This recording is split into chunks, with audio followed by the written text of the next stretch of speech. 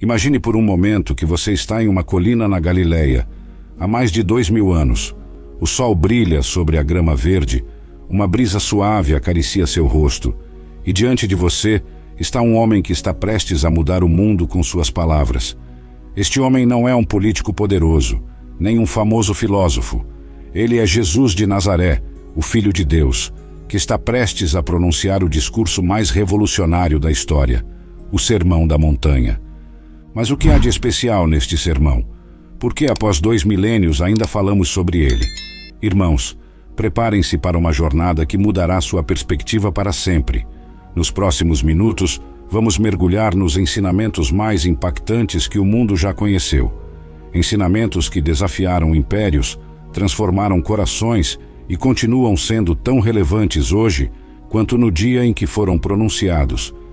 Bem-aventurados os pobres de espírito, porque deles é o reino dos céus.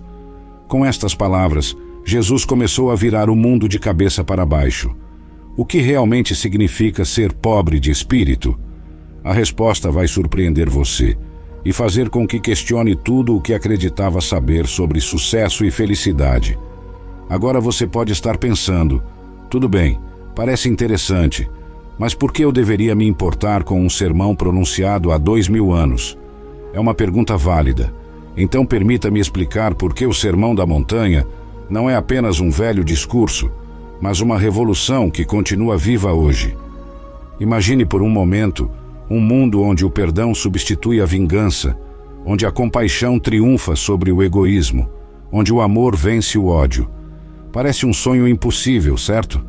Bem, esse é exatamente o tipo de mundo que Jesus estava propondo no Sermão da Montanha. E ele não apenas propôs, mas nos deu as ferramentas para torná-lo realidade. Em um mundo dilacerado por conflitos, divisões e ódio, os ensinamentos do Sermão da Montanha oferecem uma alternativa radical, uma forma de viver que pode curar relações quebradas, trazer paz a situações aparentemente sem esperança e transformar comunidades inteiras. Não estamos falando de teorias abstratas, mas de princípios práticos que mudaram milhões de vidas ao longo da história. Ouvistes que foi dito, olho por olho e dente por dente. Eu, porém, vos digo, não resistais ao que é mal. Com essas palavras, Jesus não estava apenas ensinando, ele estava desafiando todo o sistema de valores de seu tempo e do nosso. Ele estava propondo uma forma completamente nova de nos relacionarmos uns com os outros e com o próprio Deus. Vamos mergulhar no coração do Sermão da Montanha. Tudo começa em Mateus capítulo 5, versículos 1 e 2. Vendo Jesus as multidões, subiu ao monte e se assentou. Seus discípulos aproximaram-se dele e ele começou a ensiná-los. Imagine a cena, uma multidão diversa, ansiosa para ouvir, e Jesus, sentado como um mestre, prestes a compartilhar verdades que abalariam o mundo. O sermão começa com as bem-aventuranças, uma série de declarações que começam com bem-aventurados ou felizes. Mas não se deixe enganar, estas não são simples frases motivacionais. Elas são uma redefinição radical do que significa ser verdadeiramente abençoado ou feliz. Bem-aventurados os pobres de espírito, porque deles é o reino dos céus.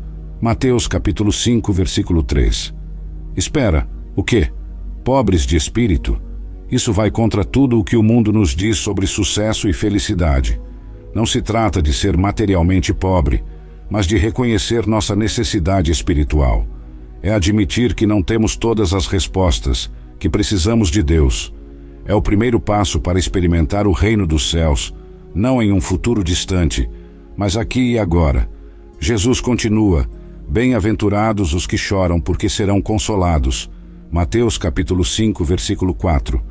Em um mundo que nos diz que devemos ser felizes o tempo todo, que devemos superar rapidamente nossas perdas, Jesus valida a dor. Ele nos diz que está tudo bem chorar, que o luto faz parte da vida e promete consolo.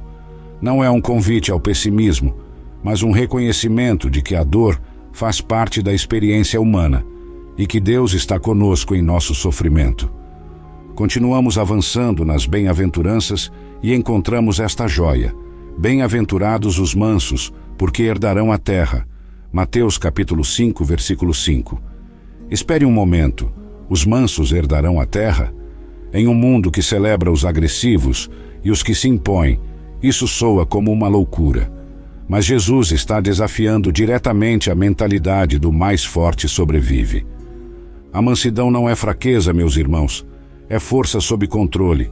É a capacidade de responder com amor, mesmo quando somos tratados injustamente.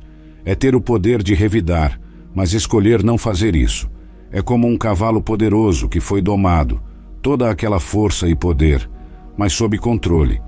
E depois vem esta: bem-aventurados os que têm fome e sede de justiça, porque serão saciados. Mateus capítulo 5, versículo 6. Jesus não está falando de um desejo casual de que as coisas melhorem. Ele está falando de um anseio profundo, como a fome e a sede físicas. É um chamado à ação. Não basta desejar que as coisas mudem. Devemos trabalhar ativamente por um mundo mais justo. Mas Jesus não para por aí. Ele diz: bem-aventurados os misericordiosos, porque alcançarão misericórdia. Mateus capítulo 5, versículo 7. Em um mundo que muitas vezes clama por vingança, que se deleita em ver os poderosos caírem, Jesus nos convida a escolher a compaixão. A misericórdia não é apenas um sentimento, é uma ação. É escolher perdoar quando temos todo o direito de guardar rancor.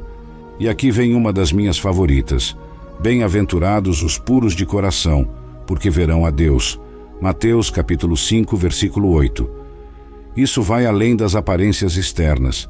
Jesus está falando de integridade, de ser a mesma pessoa em público e em privado.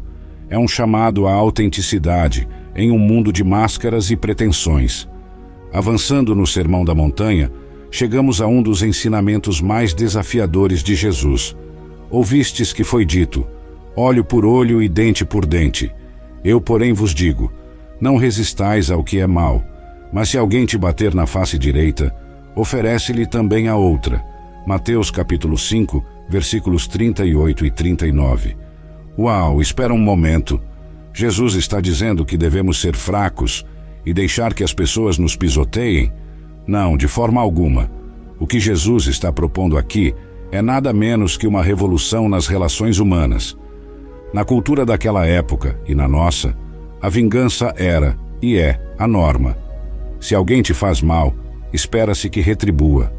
Olho por olho, dente por dente. Mas Jesus diz: parem aí, há uma maneira melhor. Oferecer a outra face não significa ser um capacho.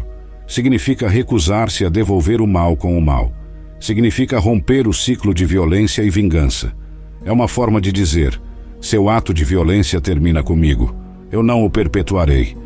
Mas Jesus vai ainda mais longe. Ele diz: amai a vossos inimigos, bendizei os que vos maldizem, fazei bem aos que vos odeiam, e orai pelos que vos maltratam e vos perseguem. Mateus capítulo 5, versículo 44. Este é talvez o mandamento mais radical de todos. Vai contra cada instinto natural que temos. Amar nossos inimigos, abençoar os que nos amaldiçoam. Jesus está falando sério? Sim, ele está. E ele explica por que devemos fazer isso: para que sejais filhos de vosso Pai que está nos céus, que faz nascer o seu sol sobre maus e bons, e faz chover sobre justos e injustos. Mateus, capítulo 5, versículo 45. Agora, vamos adentrar em outra seção fascinante do Sermão da Montanha. Jesus aborda algo que todos fazemos: julgar os outros. Ele diz: não julgueis, para que não sejais julgados. Mateus capítulo 7, versículo 1. À primeira vista, isso pode parecer um convite a não ter padrões morais. Mas não é isso que Jesus está dizendo de forma alguma. Ele está advertindo contra o julgamento hipócrita e arrogante. Jesus ilustra isso com uma imagem hilariante. Por que vês o cisco que está no olho de teu irmão, e não reparas na trave que está no teu próprio olho? Mateus capítulo 7, versículo 3. Imagine por um momento alguém com um enorme tronco saindo do olho, inclinando-se para tirar uma pequena lasca do olho de outra pessoa. É absurdo. E essa é exatamente a ideia. Jesus está usando o humor para fazer um ponto poderoso. Não se trata de nunca ver as falhas dos outros. Trata-se de começar examinando nossos próprios corações primeiro. Trata-se de abordar os outros com humildade e compaixão, não com uma atitude de superioridade moral. Jesus continua com um de seus ensinamentos mais conhecidos. Portanto, tudo o que quereis que os homens vos façam, fazei-o também vós a eles, porque esta é a lei e os profetas. Mateus capítulo 7, versículo 12. Esta é a famosa regra de ouro, e é revolucionária em sua simplicidade. Não diz, não faça aos outros o que não quer que façam a você, o que é mais fácil, porque só exige que não façamos coisas ruins. Em vez disso, nos desafia a tomar a iniciativa de fazer o bem. É um convite à empatia ativa, a nos colocarmos no lugar do outro e perguntarmos: como eu gostaria de ser tratado nesta situação? E então, agir de acordo. Avancemos agora para uma sessão do Sermão da Montanha que toca em um tema que todos enfrentamos: a ansiedade. Jesus diz: portanto vos digo, não andeis ansiosos quanto à vossa vida, pelo que haveis de comer ou pelo que haveis de beber, nem quanto ao vosso corpo, pelo que haveis de vestir. Mateus capítulo 6, versículo 25. Agora, antes que você pense que Jesus está promovendo a irresponsabilidade, permita-me explicar. Jesus não está dizendo que não devemos planejar ou trabalhar.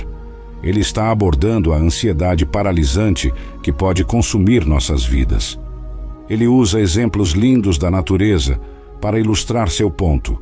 Observai as aves do céu, que não semeiam, nem colhem, nem ajuntam em celeiros.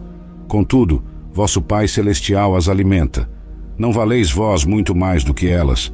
Mateus capítulo 6, versículo 26. E depois, e quanto ao vestuário, por que andais ansiosos?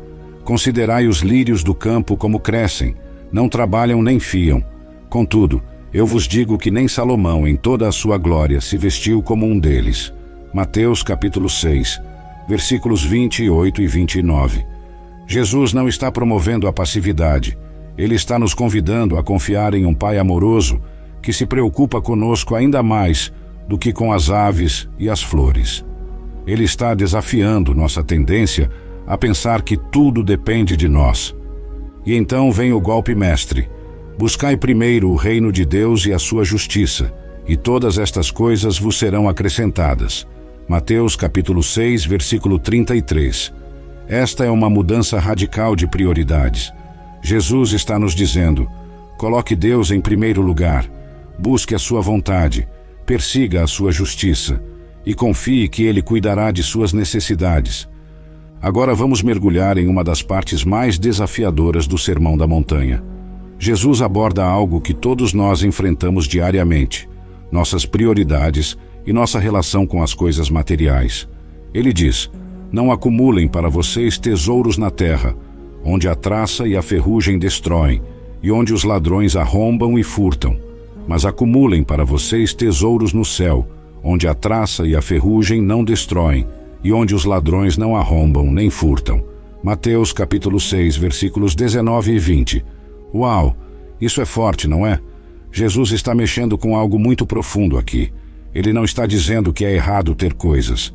Ele está nos desafiando a pensar sobre o que realmente valorizamos, sobre onde estamos investindo nossa vida. Pense nisso por um momento. Quantas vezes nos pegamos correndo atrás da próxima coisa brilhante? O novo celular, o carro mais recente, a roupa da moda. E não há nada inerentemente errado com essas coisas. Mas Jesus está nos convidando a olhar além disso. Ele continua com uma frase que é como um soco no estômago: pois onde estiver o seu tesouro, aí também estará o seu coração. Mateus capítulo 6, versículo 21. Bum! Jesus está dizendo que o que valorizamos molda quem somos. Nossas prioridades não são apenas sobre o que fazemos, mas sobre quem nos tornamos.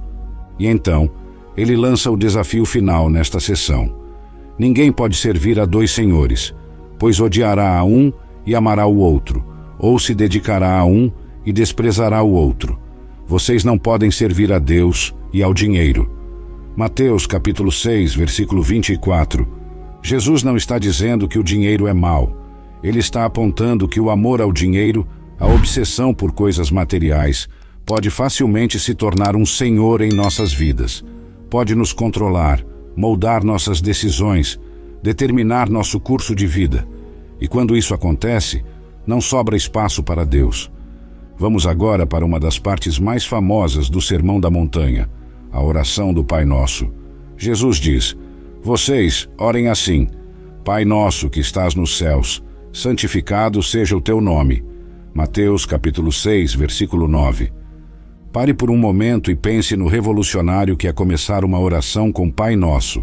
Na cultura daquela época, Deus era visto como distante, temível, e aqui está Jesus, nos ensinando a nos dirigir a Deus como um Pai amoroso. Isso muda tudo. Jesus continua: venha o teu reino, seja feita a tua vontade, assim na terra como no céu. Mateus capítulo 6, versículo 10. Isso não é apenas uma parte bonita da oração, é um compromisso radical. Estamos dizendo: Deus, que a sua vontade, não a minha, seja feita, que o seu reino, sua forma de fazer as coisas, prevaleça em minha vida e no mundo. Então Jesus nos ensina a pedir: o pão nosso de cada dia dá-nos hoje. Mateus capítulo 6, versículo 11. Notou algo interessante? É pão nosso, não meu pão. Mesmo em nossas necessidades básicas, Jesus nos lembra que somos parte de uma comunidade, e é de cada dia. Jesus nos encoraja a confiar em Deus diariamente, não a acumular ansiosamente. Perdoa as nossas dívidas, assim como perdoamos aos nossos devedores. Mateus capítulo 6, versículo 12. Uau, essa é difícil, não é? Jesus está ligando diretamente o perdão que recebemos ao perdão que oferecemos. Ele está dizendo que não podemos esperar experimentar o perdão de Deus se nos recusamos a perdoar os outros. E finalmente, e não nos deixes cair em tentação, mas livra-nos do mal. Mateus capítulo 6, versículo 13. Jesus reconhece que a vida é uma luta, que enfrentamos tentações e dificuldades, mas ele nos ensina a depender de Deus, a buscar sua proteção e libertação. Esta oração, tão simples e ao mesmo tempo tão profunda, abrange todos os aspectos da vida. É um modelo não apenas de como orar, mas de como viver. Agora vamos para uma parte do Sermão da Montanha que toca em algo que todos nós enfrentamos: preocupação e ansiedade. Jesus diz: portanto eu lhes digo, não se preocupem com suas próprias vidas, quanto ao que comer ou beber, nem com seus próprios corpos, quanto ao que vestir. Não é a vida mais importante que a comida e o corpo mais importante que a roupa? Mateus capítulo 6, versículo 25. Isso é um desafio e tanto, não é? Vivemos em um mundo cheio de coisas para nos preocupar, contas para pagar, prazos para cumprir, relacionamentos para administrar. E aqui está Jesus, nos dizendo para não nos preocuparmos. Como isso é possível? Mas note que Jesus não está promovendo a irresponsabilidade. Ele não está dizendo para não planejarmos ou não trabalharmos. Ele está abordando a ansiedade paralisante que pode consumir nossas vidas. Jesus usa exemplos lindos da natureza para ilustrar seu ponto. Observem as aves do céu. Não semeiam, nem colhem, nem armazenam em celeiros. Contudo, o Pai Celestial as alimenta. Não têm vocês muito mais valor do que elas? Mateus capítulo 6, versículo 26. Pense nisso por um momento. Você já viu um pássaro tendo um ataque de pânico sobre onde vai encontrar sua próxima refeição? Claro que não. Eles simplesmente confiam que haverá comida e vão em busca dela. Jesus continua: e por que vocês se preocupam com roupas? Vejam como crescem os lírios do campo. Eles não trabalham nem tecem. Contudo, eu lhes digo que nem Salomão, em todo o seu esplendor, vestiu-se como um deles. Mateus capítulo 6, versículos 28 e 29. Novamente, Jesus não está promovendo a passividade. Ele está nos convidando a confiar em um Pai amoroso, que se preocupa conosco ainda mais do que com os pássaros e as flores. Ele está desafiando nossa tendência de pensar que tudo depende de nós. E então vem a conclusão poderosa: busquem, pois, em primeiro lugar o reino de Deus e a sua justiça, e todas essas coisas lhes serão acrescentadas. Mateus capítulo 6, versículo 33. Esta é uma mudança radical de prioridades. Jesus está dizendo: coloque Deus em primeiro lugar, busque a vontade dele, persiga a justiça dele e confie que ele cuidará de suas necessidades. Não é uma promessa de riquezas ou de uma vida sem problemas. É um convite para viver com uma perspectiva eterna, confiando em um Deus que nos ama e cuida de nós. Estamos chegando ao final do Sermão da Montanha e Jesus termina com uma analogia poderosa. Ele diz: portanto, quem ouve estas minhas palavras e as pratica é como um homem prudente que construiu a sua casa sobre a rocha. Caiu a chuva, transbordaram os rios, sopraram os ventos e deram contra aquela casa, e ela não caiu, porque tinha seus alicerces na rocha. Mateus capítulo 7, versículos 24 e 25. Essa imagem é incrível, não é? Jesus está comparando seus ensinamentos a uma fundação sólida. Ele está dizendo que viver de acordo com suas palavras nos dá estabilidade e força para enfrentar as tempestades da vida. Mas observe que Jesus não diz: quem ouve estas minhas palavras e concorda com elas, ou quem memoriza estas minhas palavras. Ele diz: quem ouve estas minhas palavras e as pratica. A ênfase está na ação, na aplicação prática desses ensinamentos em nossas vidas. Jesus continua com o contraste: mas quem ouve estas minhas palavras e não as pratica é como um insensato que construiu a sua casa sobre a areia. Caiu a chuva, transbordaram os rios, sopraram os ventos e deram contra aquela casa, e ela caiu. E foi grande a sua queda. Mateus capítulo 7, versículos 26 e 27. A mensagem é clara. Não basta apenas ouvir ou conhecer os ensinamentos de Jesus. Precisamos vivê-los. Precisamos aplicá-los em nossas vidas diárias, em nossas decisões, em nossos relacionamentos. E note que em ambos os casos, a tempestade vem. Jesus não promete uma vida sem dificuldades para aqueles que seguem seus ensinamentos. A diferença está na capacidade de permanecer firme em meio às tempestades. Esta conclusão do Sermão da Montanha é um chamado à ação. É Jesus dizendo: não sejam apenas ouvintes, sejam praticantes. Vivam essas verdades. Deixem que elas moldem quem vocês são e como vocês vivem. E assim, terminamos nossa jornada pelo Sermão da Montanha. Começamos com as bem-aventuranças, que viraram de cabeça para baixo nossas noções de felicidade e sucesso. Exploramos ensinamentos sobre perdão, amor, aos inimigos, oração, julgamento, ansiedade e muito mais. Mas a pergunta que fica é: o que faremos com tudo isso? Como permitiremos que essas palavras transformem nossas vidas? Como construiremos nossas vidas sobre esta rocha sólida? O desafio está lançado. A escolha é nossa. Que possamos não apenas ouvir, mas praticar. Não apenas conhecer, mas viver. Porque é aí que está o poder verdadeiramente transformador do Sermão da Montanha. Agora, vamos dar um passo atrás e olhar para o quadro geral. O Sermão da Montanha não é apenas um conjunto de regras ou princípios morais. É um convite para uma forma completamente nova de vida. Jesus está nos chamando para uma revolução do coração. Pense no contraste entre o que Jesus ensina e os valores do mundo ao nosso redor. O mundo diz olho por olho. Jesus diz: ofereça a outra face. O mundo diz: ame seus amigos e odeie seus inimigos. Jesus diz: ame seus inimigos. O mundo diz: acumule riquezas. Jesus diz: acumule tesouros no céu. É como se Jesus estivesse nos dizendo: existe uma maneira diferente de viver. Uma maneira que pode parecer loucura para o mundo, mas que na verdade é o caminho para a verdadeira vida, a verdadeira liberdade, a verdadeira paz. Mas não se engane, viver assim não é fácil. É um desafio diário. É nadar contra a corrente. É escolher o amor quando seria mais fácil escolher o ódio. É escolher o perdão quando seria mais fácil buscar vingança. É escolher a generosidade quando seria mais fácil ser egoísta.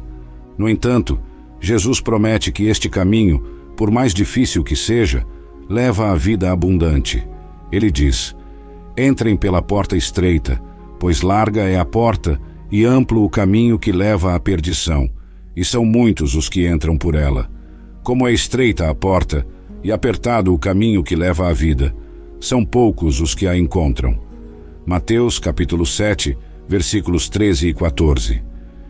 Este é o coração do Sermão da Montanha, um chamado para uma vida diferente, uma vida transformada, uma vida que reflete o caráter de Deus. É um convite para sermos sal e luz em um mundo que muitas vezes parece insípido e escuro.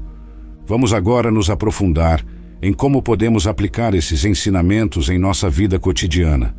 Pegue, por exemplo, o ensinamento de Jesus sobre o amor aos inimigos. Ele diz: amem os seus inimigos e orem por aqueles que os perseguem. Mateus capítulo 5, versículo 44. Isso soa impossível, não é? Amar nossos inimigos, orar por aqueles que nos perseguem. Mas e se começássemos pequeno? E se da próxima vez que alguém nos irritar no trânsito, em vez de xingar ou fazer gestos rudes, fizéssemos uma breve oração por essa pessoa? Senhor, abençoe esse motorista. Talvez ele esteja tendo um dia difícil.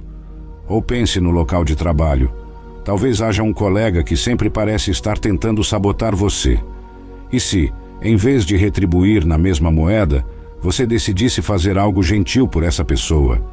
Talvez oferecer ajuda em um projeto, ou simplesmente cumprimentá-la com um sorriso sincero? Jesus não está nos pedindo para aprovar o comportamento errado das pessoas. Ele está nos chamando para responder ao mal com bem, para quebrar o ciclo de ódio e retaliação. E quanto ao ensinamento de Jesus sobre não julgar os outros, isso não significa que não podemos discernir entre o certo e o errado. Significa que devemos abordar os outros com humildade e compaixão, reconhecendo que todos nós temos falhas.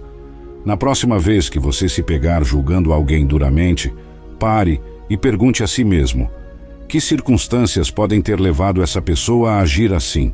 Se eu estivesse na situação dela, como eu agiria?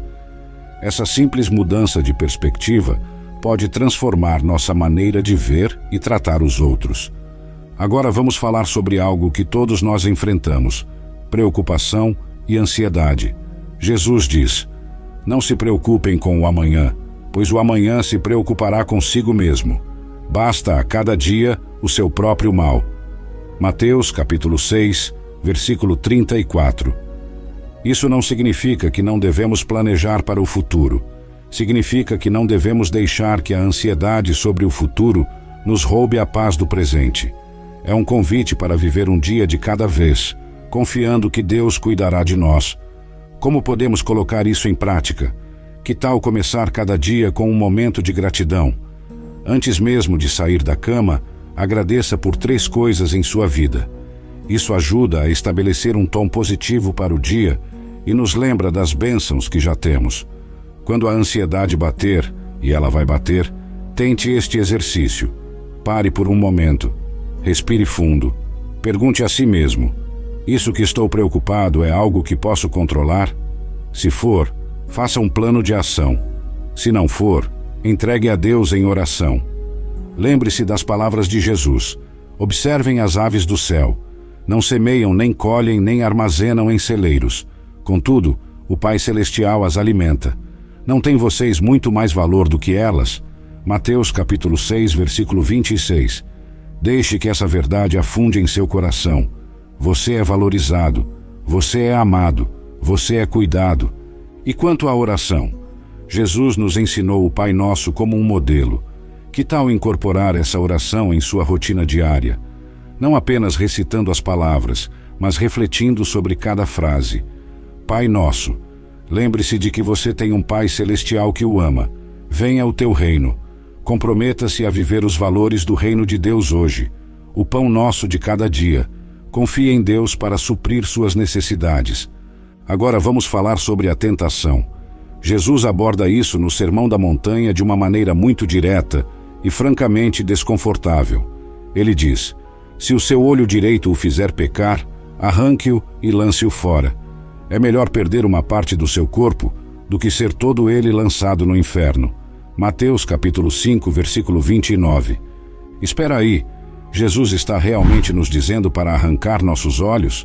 Não, ele está usando uma hipérbole, um exagero deliberado para enfatizar um ponto importante. O ponto é este: devemos levar o pecado a sério e estar dispostos a tomar medidas drásticas para evitá-lo. Então, como podemos aplicar isso em nossa vida diária? Bem, pense nas coisas que frequentemente o levam à tentação. Talvez seja certos sites na internet, ou determinados programas de TV, ou talvez certas pessoas ou lugares. Jesus está dizendo: seja radical em lidar com essas fontes de tentação.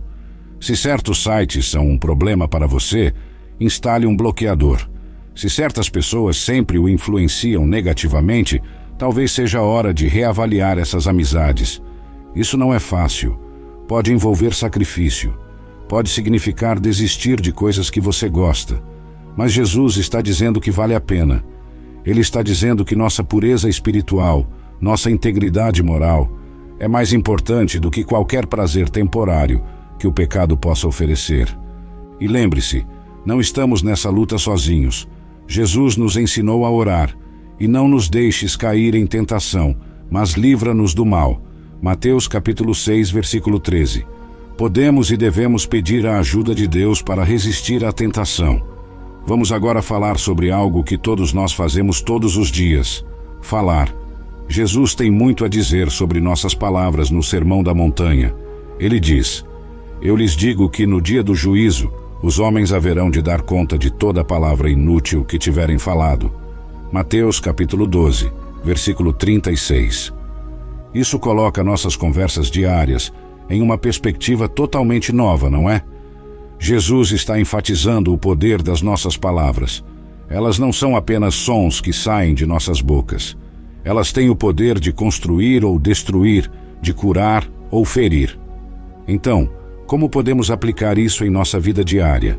Que tal fazer um jejum de fofoca por uma semana? Desafie-se a não falar mal de ninguém, nem mesmo de forma brincalhona ou inofensiva. Em vez disso, procure maneiras de usar suas palavras para encorajar e edificar os outros. Jesus também fala sobre juramentos. Ele diz: eu, porém, lhes digo, não jurem de forma alguma. Seja o seu sim, sim, e o seu não, não. O que passar disso vem do maligno. Mateus capítulo 5, versículos 34 e 37. O ponto aqui não é tanto sobre juramentos formais, mas sobre integridade em nossas palavras. Jesus está dizendo: seja uma pessoa de palavra, que suas promessas e compromissos sejam tão confiáveis que você não precise reforçá-los com juramentos. Na prática, isso significa cumprir o que você diz que vai fazer. Significa ser honesto, mesmo quando é difícil. Significa admitir quando você está errado, em vez de tentar encobrir com mais palavras. Lembre-se, nossas palavras são um reflexo do nosso coração. Jesus diz: pois a boca fala do que está cheio o coração. Mateus capítulo 12, versículo 34.